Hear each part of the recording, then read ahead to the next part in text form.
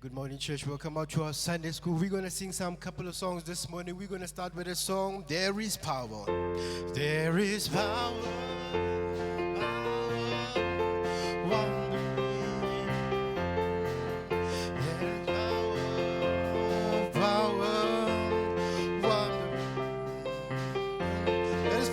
There is power, power, wondering power in the blood of the Lamb. There is power, power, wondering in the precious blood. Let's sing it. There is power, power, wondering in the blood of the Lamb. There is power, wondering in the precious blood. One more time, there is power,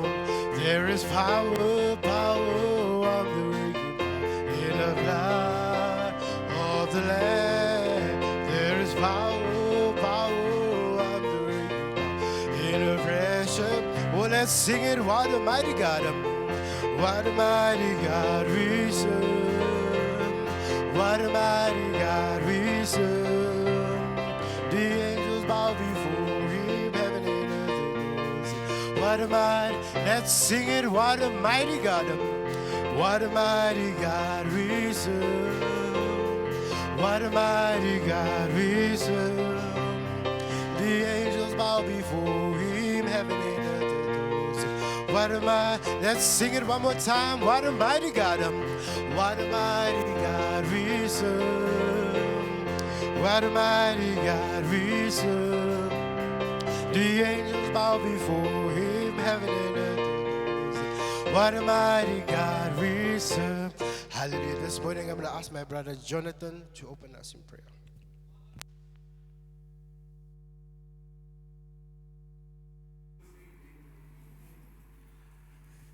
Amen. Welcome to Bible study this morning. Good to see y'all. You're all bundled up and silent this morning. That's fine.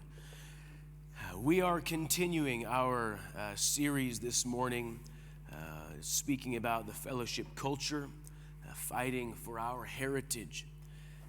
And the reason for this, our church, we are a part of a fellowship of churches that spans the globe, and there are some things we call distinctives of the fellowship. They are issues that they are not by themselves, they are not unique to us, but taken together as a whole, they make us a very unique group of people. And so the danger, unfortunately, is that if we're not careful over time, our distinctives can begin to fade or drift. And so that is why we're talking about fighting for our heritage, speaking about our fellowship culture. Today, I want to speak about the culture of evangelism. The culture of evangelism. Go ahead and read Mark 16, verses 15 and 16. And he said to them, "Go into all the world and preach the gospel to every creature. He who believes and is baptized will be saved, but he who does not believe will be condemned." Okay, so we're going to talk about evangelism this morning. First, what we need to do is we need to talk about some evangelism foundations. Evangelism foundations. Now, evangelism is universal in the Christian world in one way or another. Everybody believes in this at some level. And so, first, we need to define evangelism. Go ahead and read Matthew 4, verse 23. And Jesus went about all Galilee, teaching in their synagogues, preaching the gospel of the kingdom, and healing all kinds of sickness and all kinds of disease among the people. Okay, so Jesus went teaching, preaching, and healing. Now, this scripture is the first time in the New Testament or in the Bible that the word gospel appears in the English Bible. And that is important. The word gospel is, in the Greek, is the word evangelion, which literally means the good news. That's where we get the word to evangelize or evangelism from. So, To be very simple, to evangelize is to bring or to share or to preach the good news to people who need to hear it. Now, there's two very practical dimensions to this that I've preached here before, I've discussed many times. And the first is that evangelism means we are bringing Jesus to people. This is the old saying. In our fellowship, we've said for years, you have to take the gospel outside the four walls. And so this can be done in many ways. This is done in outreach. This is done in our testimonies. This is done via special events, right? We have programs, plays, concerts, etc. This should be done in our day-to-day life. We witness to people, share the gospel with people, just in practical living.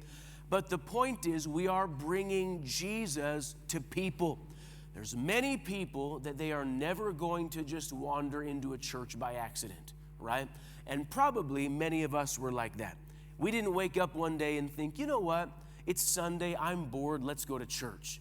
That's not the way most people encounter the gospel. It's that someone brought Jesus to people.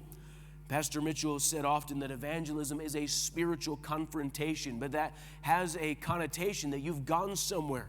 You've brought a confrontation somewhere. So that's the first aspect of evangelism. And then, of course, we understand that paired with that, if we're going to bring Jesus to people, we then have to bring people to Jesus. It is not enough to simply say the gospel. It is not enough to simply go on a street corner and preach somewhere. The follow-up to the preaching is the bringing. Evangelism, its end goal is always to bring people into a living relationship with Jesus Christ, right? It's not enough to just go and say something. You know, we could make a billboard. You see occasionally, I know in New Mexico, there was someone that kept putting up billboards. In the I don't know what it's like here, I'm sure it's the same, but in the U.S., billboards are very expensive to rent and, you know, maybe thousands of dollars. But they would put a billboard up and it just says, you know, Jesus loves you. That's it. Well, that's nice. How many of you know that's a good message? Do you agree that's a good message? But that is worthless because all you've done is you proclaimed some good news. You didn't give them any answer, right? Repent from your sin. You didn't even give a phone number to a church or someone they could talk to if they want to get their heart right. You are just shouting into the void. So that is why we always say, as it says on the screen, evangelism is bringing Jesus to people, but then you must bring people to Jesus. And that can happen in many ways, of course. We follow up on people. We establish them in a congregation of believers. We build relationship with them. So this is probably the world's most simplistic doctrinal analysis of evangelism. How many of you would agree that's very simplistic? Right? We could get a lot deeper. We're not going to do that right now, but that's the essence. So let's talk then for a moment about evangelism in the church world. Now, my aim this morning is not to pick this apart. This isn't going to be an exhaustive lecture on the subject, but you have to understand that in the church world outside of our fellowship, the word evangelism means very different things. And that is why we say this is a distinctive, that we have something unique about us. And so, evangelism in the church world comes in many misunderstood flavors. There is what's very common today, what is called cultural evangelism. And that is where churches will adapt to a subgroup or a subculture. And you see this very common, usually in charismatic or progressive churches, where they will have, it might be the whole church, you know, it's like hip-hop church, right? In other words, it's not going to be like, it's all going to be a little bit different, right? The lights are going to be down, you know, nobody's wearing a tie, you know, the preacher isn't really preaching, right? He's rhyming the whole time. It's a thing, right? We used to pastor in Hobbs, New Mexico. There was a little church down the street from us. And on their sign, they had the schedule of services. And on Sunday, they had their regular service was like 9 a.m. But at 7 a.m., they had cowboy church, right? And so I asked someone, what is cowboy church? They said, no, Pastor, we went there. You walk in, everyone's got on their cowboy hats and howdy, partner, right? They're playing country music. And so the idea is, well, that's how we're going to reach the cowboys, right?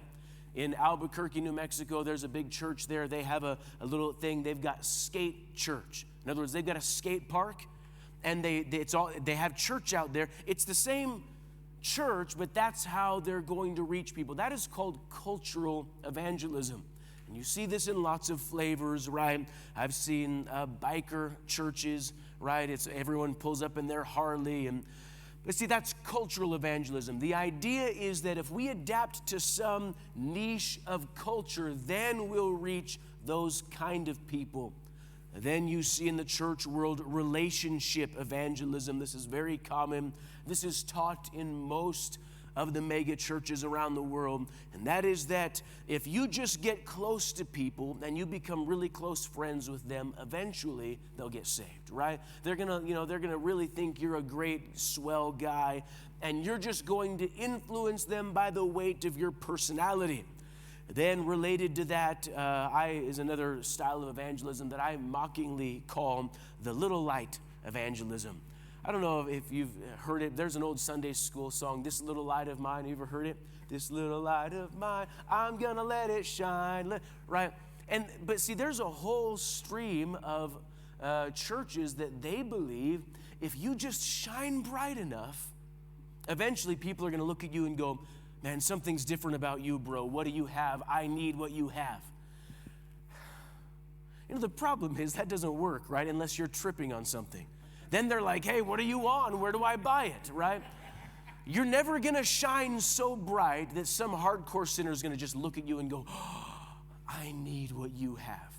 But that is what is taught in many churches. Just be a great person, and they'll ask you. Then, of course, you have the helps or works evangelism. I have seen various flavors of that over the years. You have churches, they'll set up a special event. Okay, on Friday, all of the single mothers, if you come on Friday, we'll service your car for free, right? How many of you know that's good? That's wonderful. But that's not evangelism, right? You've got, we're going to feed the hungry. We're going to build houses for the poor. Those are all good things, and there's nothing wrong with doing those things, but that is not evangelism. But that is a major vein of the church world, is that if we will just do good works, somehow the power of the gospel will make impact. And then what is very common today now is the mass media evangelism. This is broadcasting without personal involvement. And, you have to understand why that is so foolish. Number one is that every one of you that's a born-again Christian, you can identify the person or the people that helped you make it, right? It wasn't a program on a screen. Maybe you responded, but it was people that invested in your life. But this is what's very common now. We're just going to broadcast. We're going to have a Christian TV station, or now, of course, it's the internet. We can broadcast on YouTube. We can do all these things, and that's all we need to do. And again, those things are not inherently evil, but that is not evangelism. And then if we're going to get technical about it, the mass media mode of evangelism, this plays into the lie we talked about in the second week of our series about the universal church. The idea that the church is just everywhere, but listen, the church is a body of believers gathered in a location. And that is why simply broadcasting out into the ether doesn't necessarily equate with real evangelism. So, that is just a brief framework or groundwork of what evangelism is not. So let's talk now about the fellowship distinctive. The fellowship distinctive. This is what is different about us from the church world. Number one, we believe that evangelism is for everybody. So, number one, that means that new believers ought to evangelize. From the very earliest days of our fellowship, we were marked by this, and it was radical. You understand, we're decades down the road, this is normal to us. But in the early days, it was absolutely radical that we believed and taught that new converts should be evangelizing. One of the earliest events that kind of encapsulated this in 1970. So Pastor Mitchell arrived in Prescott at the very beginning of 1970. As the year wore on, things just began happening. They were having a revival with Ernie Lister in the middle of the year, in the summertime. He was an evangelist. Sorry, it wasn't Ernie Lister. My history's wrong. It's the name escapes me at the moment, but it wasn't him. He came later in the picture. Anyway, they're having revival, and so some of the young people went to the county fair. Do you guys do fairs here? It's like once a year. You guys know what I mean? Everyone gets together. The farmers come. They set up a little carnival. It's just a big, it's a real hillbilly kind of a thing, And so the church, we were part of a denomination. So previously, they used to set up a little stand at the fair, and they would sell tacos to raise money for the church, right? Which is, that's a whole different story altogether. But these young people were in revival, and they got so stirred up, they went to the fair, and they decided they were going to preach. And so one of them jumped up on the table and just began preaching. And the authorities came by and said, you can't do that. That's against the rules. And they're like, well, call the cops. So they did. So the police came and arrested him. They went to jail. It made, Prescott's a little tiny town, so it made front page news. Pastor Mitchell went, bailed him out, threatened them with a lawsuit. But in that event, because it showed up on the front page, pictures of these young, they still look like hippies, they're standing on a table preaching in the fair, it absolutely sparked overwhelming revival. But they were brand new converts. Listen, understand, it's not just that is different from the church world. In 1970, that was offensive to the church world. They taught aggressively, if you're a new believer, do not outreach, don't evangelize, don't witness, because you don't know what you're talking about. But this is the Bible pattern, John 4, verse 28 to 30. The woman that left her water pot went her way into the city and said to the men, "Come see a man who told me all the things that I ever did. Could this be the Christ?" Then they went out of the city and came to him. Okay, so this is just one example of the Bible pattern. She meets Jesus, and in the same conversation, Jesus says, "Go," and she tells everybody, and revival breaks out. Listen, there are no qualifications for evangelism. The only one is that you meet Jesus. There's no class. There's no book to study. You don't have to have a certificate. And so we believe that new believers ought to evangelize. In fact, that was a radical departure in the mid-'70s. Pastor Mitchell, at a Foursquare convention, he was given some time to speak. And so he began to hammer on this issue. And the reason was, one of the luminaries of the old denomination had just published an entire book, and the subject of the whole book was basically new converts shouldn't witness. And so Pastor Mitchell, because he just wanted to make peace and get along, got up and preached a whole sermon about how that is dead wrong, and it's a masterpiece of a sermon. So new believers evangelize, but of course, mature believers ought to evangelize. 2 Timothy chapter 4, verses 1 and 2. I charge you therefore before God and the Lord Jesus Christ, who will judge the living and the dead at his appearing and his kingdom. Preach the word, be ready in season and out of season. Convince, rebuke, exhort with all long-suffering and teaching. Okay, so here he's giving instruction to the church. These are not new converts. He's speaking to the man that was going to be the pastor. And then if you read the book of Acts, no matter how great the apostles got, they were still involved in the work of evangelism. Evangelism is a Christian duty. There is no age restriction, young or old. There is no qualification on it. In fact, I don't believe there should ever be a point in which you outgrow personal evangelism. In 2019, this was the last summer before COVID, we were in Prescott one weekend. I'm not exactly sure why. I don't remember why we were there, but on Mondays in Prescott, they do a movie outreach during the summer down at the courthouse. And so we were there, and Pastor Mitchell was there. This was the last summer outreach season before he died, and he was still there on outreach, giving flyers to people, witnessing to them. That is our example. All believers should evangelize. So that is number one. This is something that is fundamental in our fellowship. Every believer, doesn't matter your age or your maturity, you ought to be involved in evangelism at some level. So then, we also understand that evangelism involves the unknown. Evangelism involves the unknown. Isaiah 55, verses 10 and 11.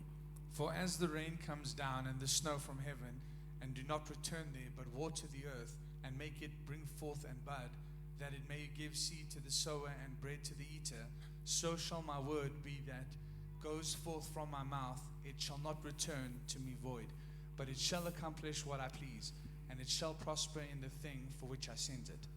Okay, now this is an important discussion, but it has to be undertaken carefully. I'm going to say some things that are going to sound wrong to you.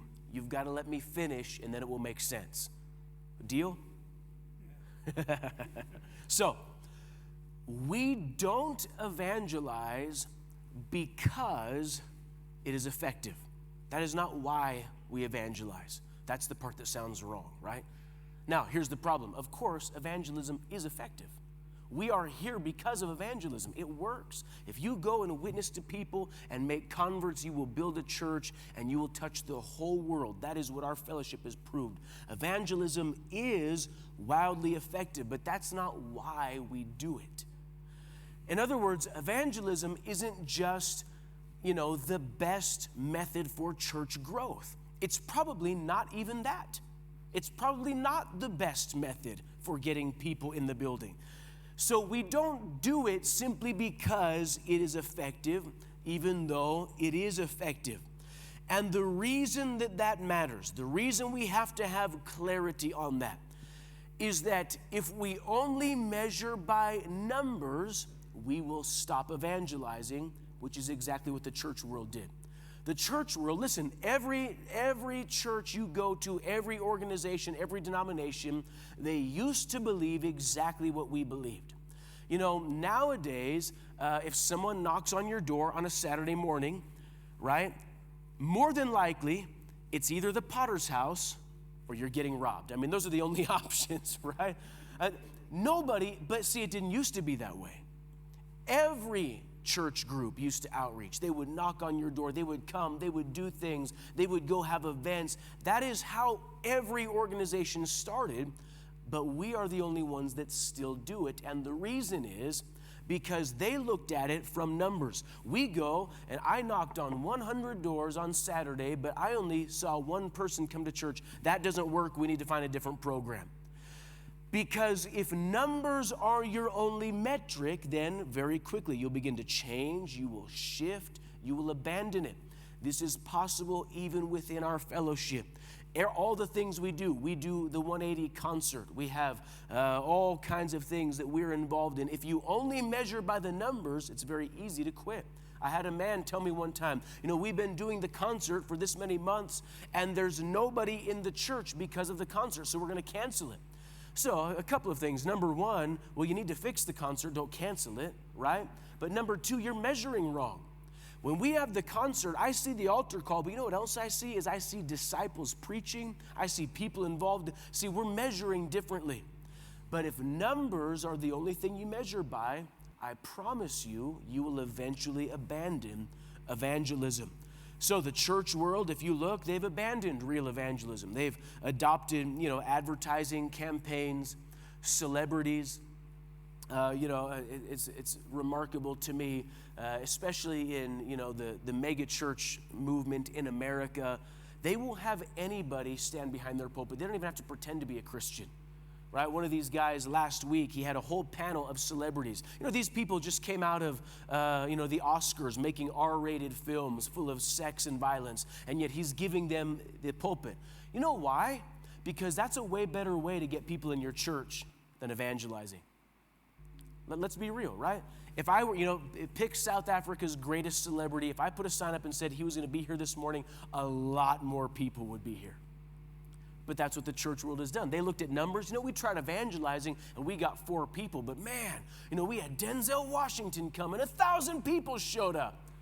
And so because they're measuring by numbers, they've abandoned evangelism. But evangelism is never about simple math. You can't say, if I do this event, we will add X number of people to the church. It's a principle of seed sowing. In the early days of our fellowship, Pastor Mitchell and many others in the early days, they did many, many healing crusades all around the world in places where we had no churches or very few. They did crusades many places in Africa, in India before we had churches there, in the Philippines. You know what? That does not make logistical sense. You should do a crusade where there's churches so the converts can go into the churches if we're only thinking with math. But it's not all math. We are doing things differently. It's a seed principle. You and I now are reaping the benefit of some of those seeds. Ecclesiastes 11, verse 1. Cast your bread upon the waters, for you will find it after many days. So this is the principle of evangelism, is that we are sowing seed, we are planting things, not because I can believe in an absolute one-for-one correlation to the fruit that I reap. The sowing and reaping principle only makes sense in God's time frame. So we evangelize because we have confidence in the seed principle of evangelism. And here's the glory of it, is that when you look at it with God's perspective and on God's time frame, it works really, really good. Think about this. From a tiny little town in 1970, a broken down little church of people that had no idea what was going on. They did no big events. There was never a celebrity that came. There was never a television program. There was never a mass mailing advertising campaign. They just began sowing seeds, and now here we are 52 years later, and we've literally touched the entire world because the seed principle works. The seed principle of evangelism always works if you trust God. Years ago, when we were pastoring in Las Vegas, Nevada, I had a friend who was also pastoring there. We both had little churches. We were both just scratching, trying to get things happening. I think we may have had 25 people, maybe 30 on a really good day. And then some people, they come in, if they got multiple personalities, you count them more than once no, you don't really do that. But you count the pregnant ladies twice. You always do that. Listen, if you can't count the pregnant ladies twice, then abortion is okay, right? Come on now. Ushers, did you catch that? So anyway, one day I'm in prayer. It was probably a Friday, and I felt clearly God challenged me. You need to take an impact team over to the other brother's church. An impact team, that suggests you could make some impact, right? We were a little tiny church. If I took an impact team, it was probably going to be like 5 or 6 people at best. And I'm thinking, God, that doesn't even make sense. He's not having a special event. He didn't ask me to come. And then I felt really awkward because if I called him up and said, hey, bro, we're going to come help you outreach, that sounds like presumptuous, right? Like you need help. But I felt clearly God wanted me to do it. And then, of course, my final argument was, but God, if I go and outreach for him, what about our church? We need visitors on Sunday. So whenever I finally called him, said, hey, bro, can we come do an outreach? And he said, yeah, let's do it. We went over there. It was fine. It wasn't like an amazing outreach. I think 2 or 3 people got saved maybe, but it was whatever. And so we got done, and I thought, okay, I have no idea what that was about. So Sunday morning, I get into church, everything's normal. I get up to preach. We're a little church in a little building, And this lady walks into church, and I'm telling you, it's like a cartoon. It's like the mama duck and the ducklings. Rachel knows the family. She had 14 children. And I'm preaching, and then I keep going back. They took up 2 rows. I'm like, we didn't. And I was just like, man, we got to get a picture today because there's a lot of people here, right? Every pioneer has done that.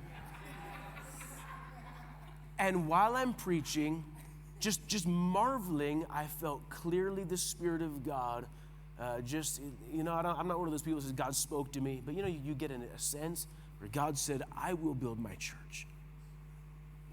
That's the principle of evangelism, because we think it's all math. If I go, if we take 10 people, we go to Freedom Park and we witness, then on Sunday we'll get some people from Freedom Park. And it never works that way, does it? But we'll go, we may go all the way over to Eden Park, right? And then we get visitors from here. Why? Because it's the seed principle. It's not math. You can't say if I give 10 flyers over here, I get 5 people from this neighborhood. It's the principle of evangelism. We are sowing seed, and God begins to do something that you and I can't understand. 1 Corinthians 15, verses 37 and 38. And what you sow, you do not sow that body that shall be. And what you sow, you do not sow that body that shall be, but mere grain, perhaps wheat or some other grain. But God gives it a body as He pleases, and to each seed its own body. Okay, so this is the miracle of evangelism. If you lock in on this, if you will give yourself to evangelism, you'll see fruit like that. And like he says, when you plant a seed, it doesn't grow into a big seed, does it? It grows into something entirely different. It looks nothing like the seed. That's why when we evangelize, we reap in ways that don't make sense. You can sow seed in places that you never get fruit from, but you're going to get fruit from somewhere. In the very beginning, we read in Isaiah when he says, so shall my word be, it will never return to me void. That is the principle of evangelism. So we believe that. And let's just make sure that we're all still on track. Evangelism is for everyone. Number 2, evangelism involves the unknown. Number 3, evangelism is a doctrinal imperative. So doctrinally, let's think about this. Number 1, it's an obedience. It's obedience to command. Mark 16:15.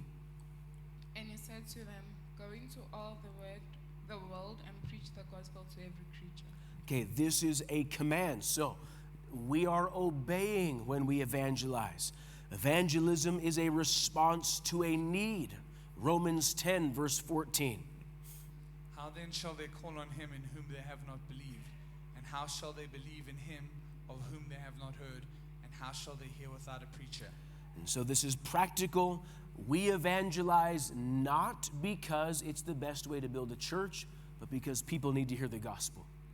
And if we ever lose sight of that, we're missing something. If we only go on outreach because, we need more people in the building, we're missing something. We're going on outreach because they're going to hell. That's the reason. So doctrinally, this is a doctrinal imperative. We evangelize because of need. Then related to that, evangelism is an expression of compassion. Matthew 10, verses 7 and 8. And as you go, preach, saying, the kingdom of heaven is at hand. Heal the sick, cleanse the lepers, raise the dead, cast out demons. Freely you have received, freely you give. And so freely you have received, freely give. It's talking about compassion. Compassion ought to motivate your evangelism. It's interesting. One of the things, I think it's common to all of us, you get caught up in life, and the people that most desperately need the gospel sometimes can become an irritation if you're not careful, right? You be moving through life, and, you've heard me comment on the taxi drivers before, right? They really need Jesus, right? As evidence, right? But that's true in all of life. You drive down the road, as the generations get weirder and weirder, maybe that's just a sign of aging. I don't know. You see young people and you're like, what did you do to your hair? Are you half parrot? What is happening here, right?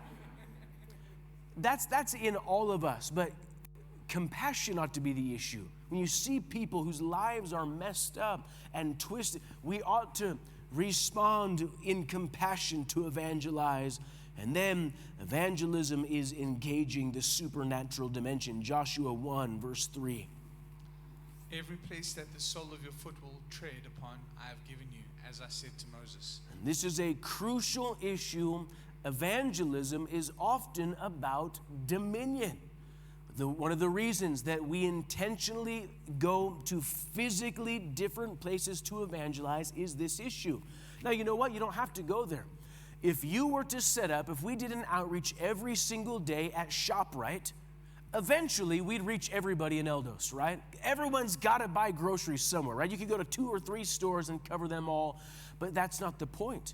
We are establishing dominion. That's why we go into the neighborhoods. We are going there for a reason. We are establishing dominion. We do many things. We do street preaching.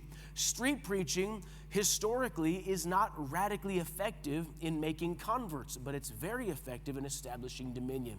So this is the principle.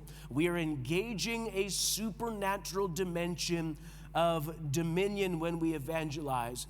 And so that shows us then that evangelism is a defining feature of our fellowship. In 1970, when Pastor Mitchell first went to Prescott, he told the story of going to a revival in Cottonwood. This was a pastor friend of his, went there, and there was a couple of other pastors there. And they were all kind of standing around after the meeting, and they were all commenting, there's no visitors here. It's just church people. What are we doing? And, just talking about him. Pastor Mitchell said, it occurred to me, and I said to these gentlemen, we have to get the gospel outside the 4 walls of the church.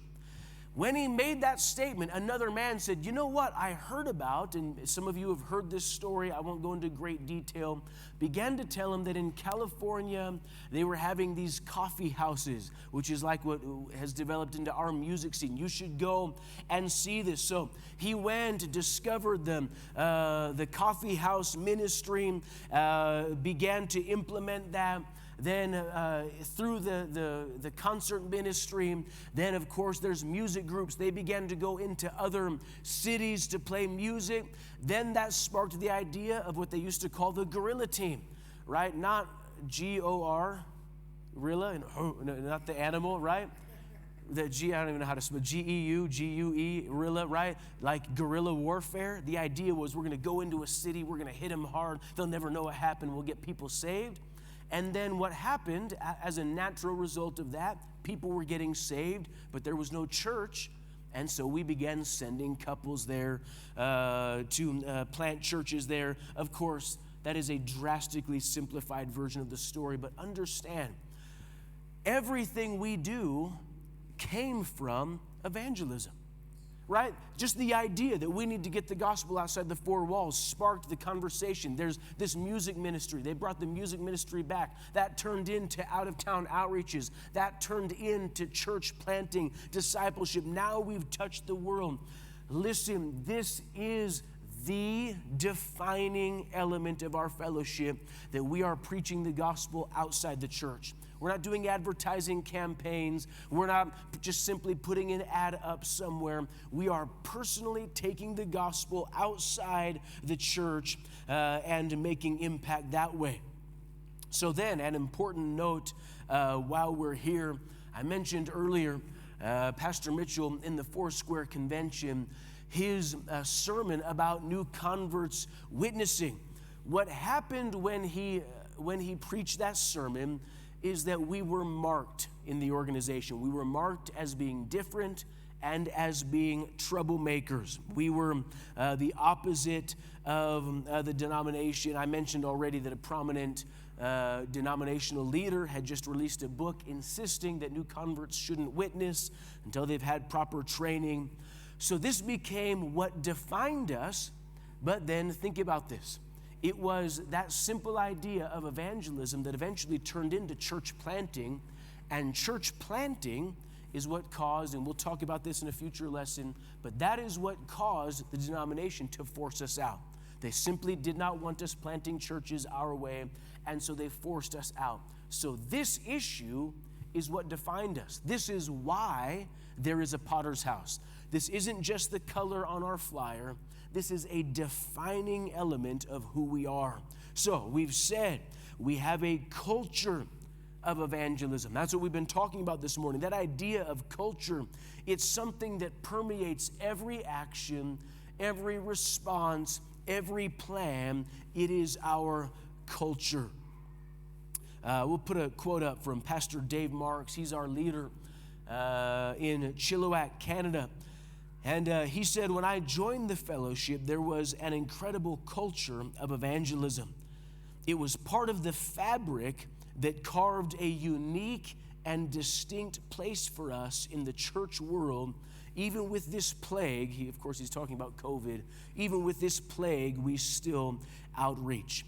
So, but listen, that's the point, is that this is our culture in everything we do. So let me bring some clarity to this.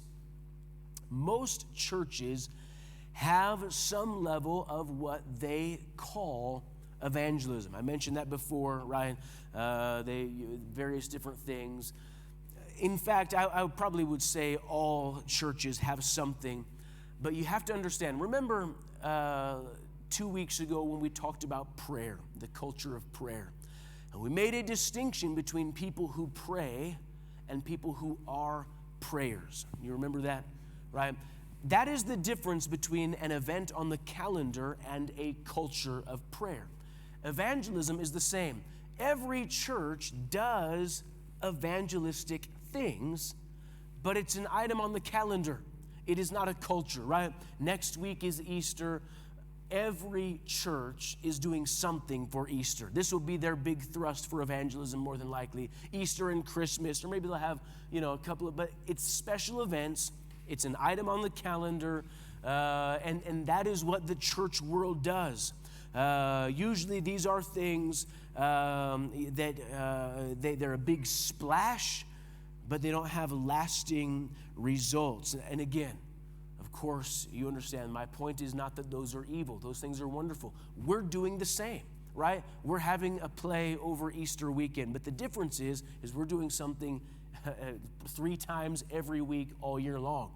So it's something that is ingrained in us. So as a fellowship, if we say that we have a culture of evangelism, what that means is that nearly every event has an evangelistic purpose or an evangelistic aim. In fact, that's usually how we identify or how we evaluate events. People have ideas, right? Ideas are wonderful. And so then we always ask, okay, and so how do we win souls, right? You've got a wonderful idea, great, that's cool. We'll do it, but how does that bring people to Jesus? That is how we evaluate things, is whether or not they can be evangelistic. When we have events, with very exceedingly rare exceptions, there will always be an emphasis on getting visitors there, and there will always be a salvation altar call, because that is our mission and focus. All right, I want to stop for a moment, open for questions or comments before we move on. If you've got a question or a comment this morning, you can raise your hand.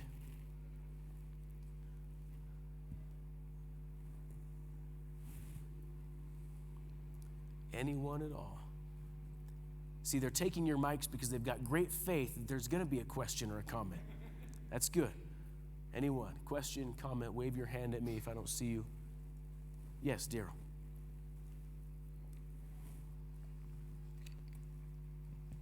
So it's actually strange because I've been in the fellowship for a while, and it's the first time I've actually heard you say that we're doing it not just because in the past it was like, okay, we're going over there because that's an effective area and we're going to get right. that. But it's from what you're saying is that it's like God's word will not return to you void. So it's not like we go out of not like you're saying you want to go out of your way to go to areas where you're not going to get people saved, but right. if people are getting saved or not there, we're still doing what God's doing, what God wants us to do. Yes. And it's just strange that I've been in the fellowship for so long, and it's the first time I've heard right. put like that. Yeah, but because it's bigger, right? obviously, the other side of that is that we've seen where you can go into an area, witness to someone, they get saved, they come to church, and it just works right there. But the key is that it encourages us because there's more happening than that. It's more than just we went into this neighborhood. It's that God is moving. We're sowing seeds. And that we've had, I haven't heard it here yet, I think, but every church I've pastored up till now, inevitably someone will come in and get saved, and they've got an old flyer, like some old event. That was last year. We don't even have that same phone number anymore, right? But they came in. So there was a seed planted, and they came. Yeah, very good. Good. What else? In the back, Jablani. Or it's just a comment, Pastor. I know sometimes maybe something would happen at home, or I'm having a bad day. But as soon as we go to evangelize, witness to people, maybe I will pray for someone, I start feeling better. So that's why. Yes. Yeah, there is a miracle dimension in evangelism, isn't it? When you tell people, I often tell people, even in counseling, the best cure for depression is invest in somebody. You're not feeling good, you go tell someone about Jesus. Very good. All right, I want to talk about fighting for the culture of evangelism. 3 things that we need to do. These are very practical things. Number 1, we need to emphasize evangelism, of course. On our calendar, if you look at our yearly calendar or you look at any monthly calendar, you will, of course, see that evangelism is the most prominent thing, period. It is the one thing we spend more time doing. That is not by chance. That is an intentional decision of emphasis. We must tell people about Jesus. 1 Corinthians 2, verse 2. For I determined not to know anything among you except Jesus Christ and Him crucified. Okay, he's saying, here's a man who was an eloquent scholar, and he says, I have determined that my entire focus is going to be on this message, which is the gospel, Jesus Christ and Him crucified. So, as a church and as a fellowship, we cannot let that slide. We cannot lose ground on this. We can't let our focus shift from evangelism to programs. If we ever look at our calendar and we've got more items happening, we've got, a prayer group on this night and all these other things that are fine, but they've crowded out evangelism, we're dead. We will not survive that. If we ever get to a point where evangelism is not our primary thing, we cannot lose ground. It is not wrong to do other things. All these things are good. And then as a church ages and grows, it is natural that we need to do other things, right? We have marriage seminars. We may have other events, different things that are necessary, but evangelism must be our focus. We cannot allow side issues to alter our priorities. Right? In other words, we can't allow evangelism to die the death of 1,000 cuts, right? Well, I was going to have an outreach, but, instead, we're just going to do this one thing. We'll catch up next week, right? Oh, you know what? Sorry, we have to cancel outreach this week because, this one is such and such. And before long, you've gone weeks and months without ever evangelizing. So we emphasize it in our schedule. Of course, we also have a preaching emphasis. It's not enough to talk about Him or put it on the calendar. We are preaching for it. We're focusing on it. So that's number 1. Number 2, we need to innovate in evangelism. Think about all the things that we do, right? Of course, we have door-to-door outreaches, concerts, street preaching, dramas, haunted houses, family fun days. I've never participated in one, but sports competitions as outreaches, car shows, parades, marches, carnivals, graffiti contests, right? We do a million different things, right? You know what? Almost none of those were Pastor Mitchell's idea, right? In fact, I would dare say probably none of them were his idea. That's the point, is we should be innovative in evangelism. There isn't a master plan. There's no book somewhere, right? Approved fellowship outreaches, right? We have a couple very basic rules. If it's not immoral, right? You following me? And sometimes if it's not illegal, although that one that's questionable because a lot of the stuff we do technically doesn't abide, so whatever. Don't get arrested, don't get someone hurt, and it's a good outreach. Right? There isn't a book on this. We need to innovate in evangelism. Acts 17, verse 23. As I was passing through, I even found an altar with this inscription: to the unknown God, therefore, the one whom you worship without knowing, him I proclaim to you. This was a cultural hook. He used it to reach them. Now, I want you to think about this for a minute. As Christians, he saw an idol, and he said, yeah, I come to you in the idol's name. And everyone's like, whoa, no, right? You're sprinkling holy water. You're quoting scriptures. He was just being innovative. He's preaching. He saw the hook. We were in India doing a concert one time. We had gotten permission to go set up in this one area that was a Muslim stronghold. And we're setting up, and all these young Muslim boys come out, and they heard us getting our guitar, and they were just thrilled. Then some of the older guys were threatening violence, so we moved the concert inside. But while these young boys were around, they're asking me, who are you? And I told them I'm a Christian. They had no idea who I was. And I said, wait a minute. Let's talk about Ibrahim. And then like immediately, they know exactly who I'm talking about. I said, you know what? I serve the God of Ibrahim. Because I do, right? They think they do, but I actually do. And immediately I had access to them. I could talk to them and share the gospel. I didn't have to tell them, right, and then Ishmael, and then you don't have to deal with all that. I was doing exactly what Paul did. I was using a cultural hook. That's why in the concert, we don't play like Christian, we don't do worship music in the concert. That's retarded. There's no reason for that, right? You've got to have a hook. You played the kind of music as they're walking by.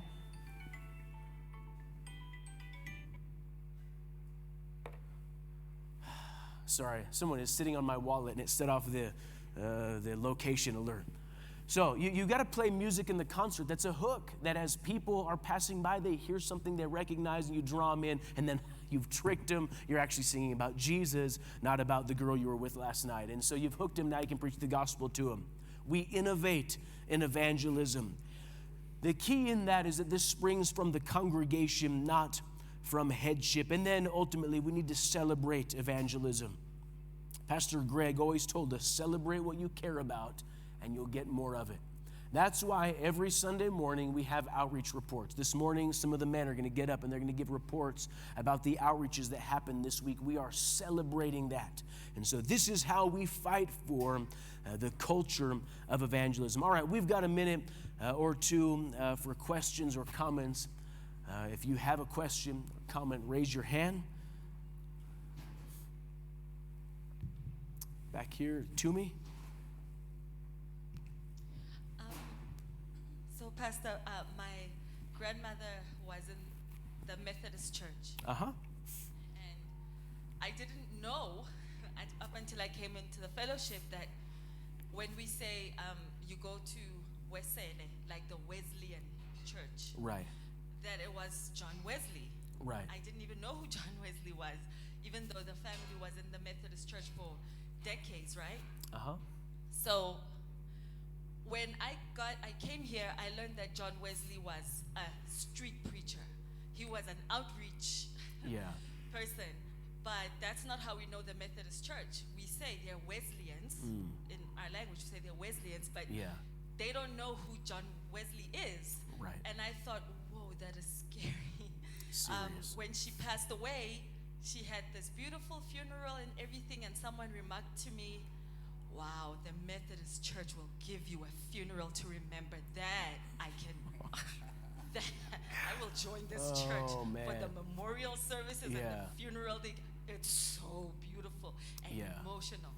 And I was like, wow, that can easily be us. That could be anyone that loves evangelism or believes in outreach, that, they're the Potter's house. But now we are burying people. Now we're different. Giving the best funerals. Yes. Man, great testimony. There was another hand. Shannon? Pastor, I just wanted to find out what advice would you give a young, on fire guy that works a job and obviously balancing it out, that at work you focus on work and not be over radical? Because I had an experience where you don't want to get fired while you're witnessing. Is that the question? Yes. If your boss tells you to stop, he's the one paying you. So, but you have your own time when you're at work. You don't witness on the boss's time, you witness on your time. So, That's my practical advice for you. All right, we're going to break. Service begins in about 5 minutes.